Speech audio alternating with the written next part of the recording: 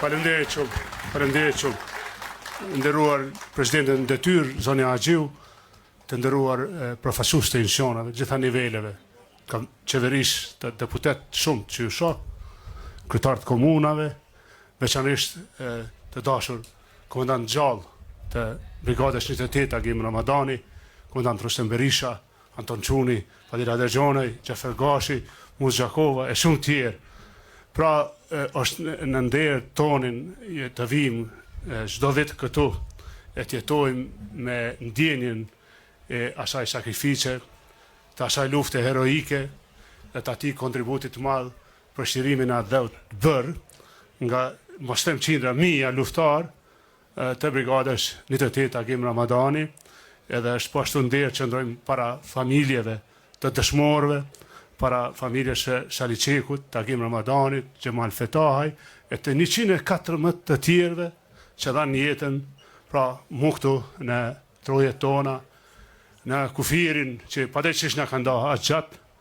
edhe që u bën themeli lirisë sonë. Ne i nderojmë të gjallët, General Çeku, faleminderit që je prezant, Ali Ahmeti, faleminderit shumë, edhe shumë bashkëftar se pas bashkëftar nga gjitha trojet shqiptare. Nëse veçojmë pak fjalë, mos më i përsërit ato që i kem thonë çdo vit, se çdo vit bashkohemi këtu, ndoshta është më rëndësi ta rikthejmë në kujtesë se 9 qershori, marrëveshja e Kumanovës, ka mujt mos më qenë e tillë, sikurse mos ishte lufta e Kosharës. Pra një epilog i luftës do të arrihej,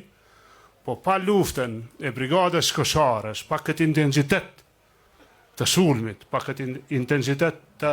goditjes ndaj armikut, pa depërtimin frontal e marrjes së një pjesë të territorit në përgjithësi të armikut, është e mundur që 9 qershori, marrëveshja e Kumanovës ka mujt me qenë tjetër, ka mujt me qenë më e keqe. Nikosisht, shumë obligime të marrura më herët, kanë mujt me sjell pasoja për Kosovën me 9 qershor, sikur mos ishte lufta e Kosharës, betejë e Kosharës, luftarët e Kosharës. E pse? Intensiteti i luftës sonë për sqarim në zonat operative nuk ishte aq i lartë. Pra, lufta vazhdonte, UÇK-ja bënte detyrën e vet, po intensiteti i luftës nuk ishte i tillë që me dëshmu një fuqi zjarri, një fuqi lufte, një fuqi godice, edhe me u vërtetu se jemi një palë serioze luftarake, dhe që kur arrihet funi i luftës, mos me vendos kushtet qia për Kosovën. Pra mos e harroni këtë, kjo betejë, pra krahas shumë aspekteve tjera që e ka ndryshuar rrjedhën e luftës, jam i bindur që e ka mundsuar që kur mbyllet lufta, tani shpesh po ndëgjojmë në për konfliktin e përbota pushimin. Pra mbyllja e luftës është ndikuar dhe është arrit te një mbyllje e tillë çfarë e gëzojmë sot,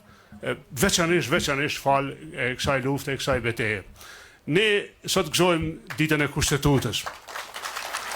Dhe është shumë interesant edhe një veçori e kësaj brigade.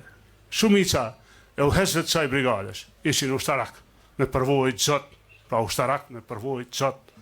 Ishin intelektual që kishin veç krijimtarit veten, vepra për atë dhënë për kombin,